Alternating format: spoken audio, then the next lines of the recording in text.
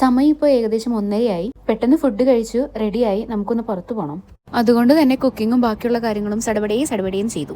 അടിപൊളി ഉടുപ്പൊന്നും വേണ്ട, നമ്മൾ പോകുന്ന ഈ ഒരു കാര്യത്തിന് ഈ ഒരു ഉടുപ്പൊക്കെ മതിയാവും. പക്ഷേ ഇറങ്ങുന്ന സമയം ഉച്ചയായതുകൊണ്ട് തന്നെ കുറച്ച് സൺസ്ക്രീൻ ഞാൻ അപ്ലൈ ചെയ്തിട്ടുണ്ടായിരുന്നു ഫോർ എ സേഫ്റ്റി. തിരിച്ചു വന്ന് നമ്മളുടെ ഫേസ് കണ്ട് നമുക്ക് റിഗ്രറ്റ് തോന്നരുതല്ലോ. പിന്നെ ഐബ്രോ ഫില്ല് ചെയ്യാന്നുള്ളതും മസ്റ്റാണ്, അത് ഞാൻ ചെയ്തു. പുറത്ത് എവിടെ പോയാലും ഫ്രീ ഹെയറിനേക്കാളും ഞാൻ ചൂസ് ചെയ്യുന്ന option bun or braided hairs ആണ്. അതിന്റെ കാരണം നിങ്ങളിൽ കുറച്ച് പേർക്കെങ്കിലും മനസ്സിലായിട്ടുണ്ടാവും. ആ ഒരു ഹെയർ സ്റ്റൈൽസ് തരുന്ന ഒരു comfort level, that's A thing. അങ്ങനെ ഫൈനലി നമ്മൾ ഒരുങ്ങി കഴിഞ്ഞിട്ടുണ്ട്. ഈ ഇടയ്ക്ക് 1-2 പിമ്പിൾസ് എന്നെ നല്ല രീതിയിൽ വേട്ടയാടുന്നുണ്ട്. എന്ത് ചെയ്യാനാ, സഹിച്ചല്ലേ പറ്റൂ. പിന്നെ കുറച്ച് ഷോപ്പിങ്ങിനായിട്ടുള്ള സാധന സാമഗ്രികളും പേഴ്സും കാര്യങ്ങളൊക്കെ എടുത്തു വെക്കാനുണ്ട്. അതൊക്കെ എടുത്തു വെച്ചു. കൊളീഗ് എത്തുന്നതിന് മുന്നേ തന്നെ ഞാൻ റെഡി ആയിട്ട് ഇരുന്നിട്ടുണ്ടായിരുന്നു. അങ്ങനെ ഫൈനലി ആളെത്തി. നമ്മളിപ്പോ പോയിക്കൊണ്ടിരിക്കുകയാണ്.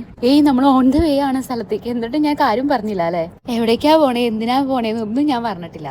പറയാം. ഇവിടെ ഖത്തറിലെ മെജോറിറ്റി ആൾക്കാരും ചിക്കൻ വാങ്ങുന്നത് ഫുൾ ചിക്കൻ ആയിട്ടോ അല്ലെങ്കിൽ കട്ട് ചെയ്തതായിട്ടാണെങ്കിലും പാക്ഡ് ആയിട്ടായിരിക്കും ആൾക്കാർ കൂടുതലും വാങ്ങുന്നത്. പക്ഷേ അതിന് പകരം നാട്ടിൽ നമുക്ക് കിട്ടുന്ന പോലെ തന്നെ ഡയറക്റ്റ് ഷോപ്പിൽ പോയി നമുക്ക് ചൂസ് ചെയ്ത് കട്ട് ചെയ്ത് വാങ്ങാനുള്ള ഓപ്ഷനും ഇവിടെ തന്നെയുണ്ട്. ദോഹയിൽ പല സ്ഥലങ്ങളിൽ ഇതിനായിട്ടുള്ള ഷോപ്പ് ഞാൻ കണ്ടിട്ടുണ്ട് കേട്ടോ. ഇന്ന് നമ്മൾ പോണത് ഐൻ ഖാലിദ് ഏരിയയിലേക്കുള്ള ഒരു ഷോപ്പിലാണ്. ഫ്രഷ് ചിക്കൻ മാത്രമല്ല, റാബിറ്റ്, നമുക്ക് വീടുകളിൽ വളർത്താൻ പറ്റുന്ന പെറ്റ്സ്, ലവ് ബേർഡ്സ്, അങ്ങനെ കുറച്ച് സാധനങ്ങളൂടെയും ആ ഷോപ്പിൽ അവൈലബിൾ ആണ്. സെയിം ടൈം അവർക്ക് ആവശ്യമായിട്ടുള്ള ആക്സസറീസും അവിടെ കുറേ ഉണ്ട്.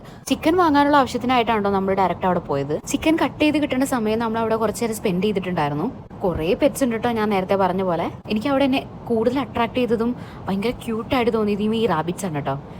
പെറ്റ്സിന്റെ കേസിലാണെങ്കിൽ ലവ് ബേർഡ്സും ബാക്കിയുള്ള ബേർഡ്സും ഒക്കെ കുറച്ചേ ഉണ്ടായിരുന്നുള്ളൂ. അങ്ങനെ അവിടുത്തെ പർച്ചേസ് എല്ലാം കഴിഞ്ഞ് നമ്മൾ സ്ട്രെയിറ്റ് പോയത് സഫാരി മാളിലേക്കാണ്, which is located in Abu Hamour. അവിടെ നിന്ന് നമ്മൾ 2 മൈലാഞ്ചിയുടെ സ്റ്റിക്ക് മേടിച്ചിട്ടുണ്ടായിരുന്നു. Anyway, see you in the next video. By.